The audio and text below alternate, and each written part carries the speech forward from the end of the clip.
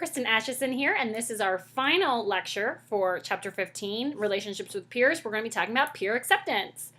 So peer acceptance really refers to the likability.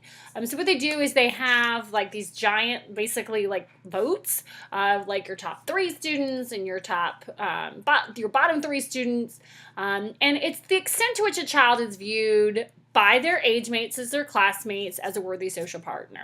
This is a really one-sided perspective. So you're only getting, for each measurement, you're only getting the perspective of one person. And so what you'll get is you'll get some people that they'll get a lot of one kind of vote. You'll have some people that get different kind of votes, and you'll get some people that don't have any votes because of this one-sided perspective. But what that's helpful for is to kind of see general trends and how this individual kind of can fit in to this particular social group. This is measured by social preferences, such as like very much or like very little. The social prominence, you get to see a kind of a judgment of whom individuals admire. And there's 4 general categories of peer acceptance, with the 5th just kind of being the average student, which probably most of us fell into. So the 4 major ones are popular, rejected, neglected, and controversial. And again, we'll have average just kind of being what that sounds like, an average. So popular students get many positive votes. These are people that are getting a lot of positive votes. The most common version of this is the popular pro-social individual. And this is someone who's really skilled at interacting with others, which is getting them positive votes. That's somebody that you like to be around. And because they're skilled at interacting with people, this makes it easier for people to be around them. They're also really good at maintaining interactions. They're sensitive to their social partners, and they're also really good at communication skills. So not only are they skilled at kind of those first interactions, they're really able to maintain those interactions with this skill set that they have of sensitivity and communication skills. And finally, they're really good at resolving conflict, which is, again, important to kind of maintaining these relationships. And so these sorts of things really get them a lot of positive votes. And so these are those popular students. What sometimes we think about in terms of high school dramas and high school archetypes, the popular kid is really most of the time what we're thinking about is the popular antisocial kid. This is that, the jock or the head cheerleader who defies adult authority. That archetype that we're thinking about in terms of the popular kids are not really the kids that are most popular. They are getting a lot of popularity votes in terms of being admired, but they're also being still, these are individuals that are still more aggressive, still more likely to defy authority. Sometimes these can be those, again, those archetypes that we kind of think about, like the jock and the cheerleader, that everybody kind of wants to kind of be, but these aren't always very nice people, and they don't always behave very well. And so they may be getting a lot of positive votes, but they are for kind of antisocial behavior, whereas what we really see, the majority of people that are getting popular votes are really getting popular votes for this pro-social behavior. Average students are just that. They're not receiving very extreme scores either way. So they're kind of in the middle. Rejected students get very few positive votes and mostly are getting negative. These students are typically actively disliked, okay? And there's 2 main groups of these kinds of students. We have rejected aggressive. So these are students that are being rejected because they're aggressive. They have high rates of conflict. They can be inattentive, impulsive, hyperactive. And the problem with this is that their aggression increases their rejection. But once they feel rejected, that also increases their aggression, which then cycles back and forth. So we have this really cyclical relationship with aggressive behavior and rejected behavior. And again, they tend to exacerbate each other. This aggression can be physical aggression, so hitting somebody. It can be verbal aggression, insulting somebody, or it can be relational aggression, which would be, disclosing information about somebody. It could be like private information about somebody. It could be kind of not inviting people to specific parties purposely, those kinds of things.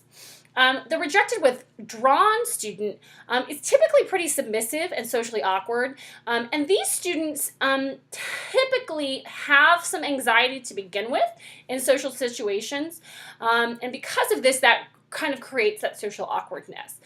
These students, because they see themselves, they realize that they've been rejected, and they realize this is going to put them at greater risk for continued anxiety and depression.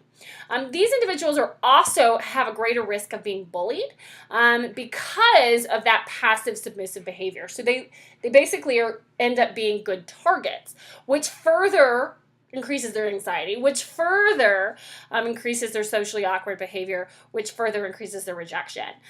So again, we still have this cyclical kind of situation between this rejection and these activities that they're getting rejected for in the first place.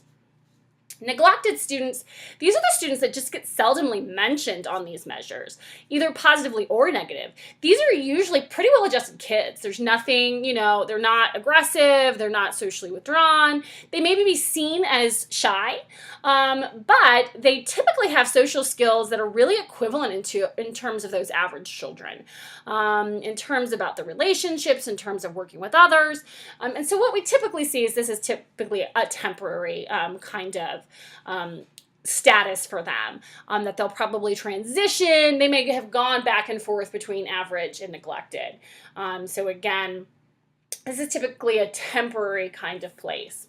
Controversial students are students that are getting both really positive votes and really negative votes. You can kind of think of our presidential elections. Neither one had, they were either getting very, very popular votes. Both major party candidates were getting both popular votes from their bases and negative votes from their bases. So they were controversial in terms of their selection. This is both a mixture of positive and negative social behaviors in these children.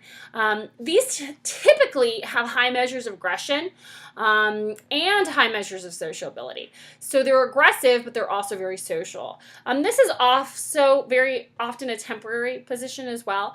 We'll see these students will kind of either go to one of the other extremes, so they'll either become more average or they'll become more aggressive and more rejected. So we'll see these individuals kind of going to one of the extremes. But again, this is usually a temporary position, these controversial students.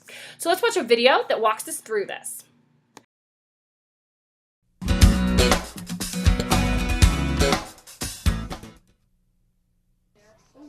As children move through middle childhood, relationships with peers become increasingly important. Some children are easily accepted by others, while others are more likely to experience rejection. Research shows that a number of qualities are related to popularity, including physical attractiveness, friendliness, and size or strength. Who does everybody like the most? Almost everybody likes Marissa. Really? How come everybody likes Marissa? Because she's pretty. I think it would be Ernest.